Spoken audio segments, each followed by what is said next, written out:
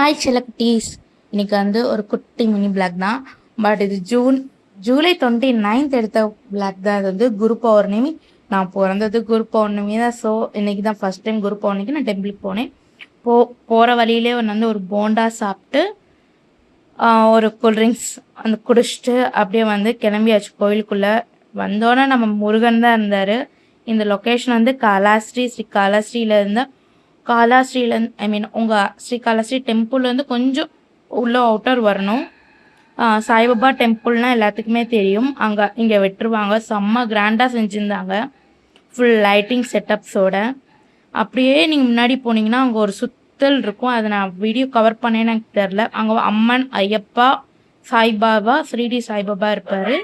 அதுக்கப்புறம் வந்து ஆஞ்சநேயர் இருப்பார்.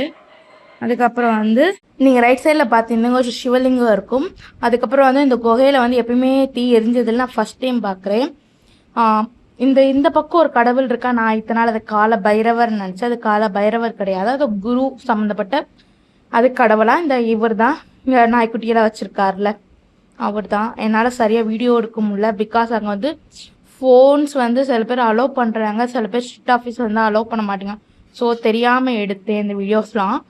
இவ்வளோ எங்கள் ஊர் சாய்பாபா. உங்களுக்காக நானும் ப்ரே பண்ணிக்கிட்டேன், நீங்களும் எனக்காக ப்ரே பண்ணிக்கோங்க.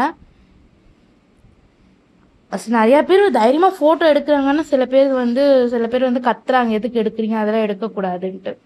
எவ்வளோ அழகாக இருக்கார் பார்த்தீங்களா எங்கள் ஊர் சாய்பாபா. அழகாக டெக்கரேஷன் எல்லாமே வச்சுட்டு.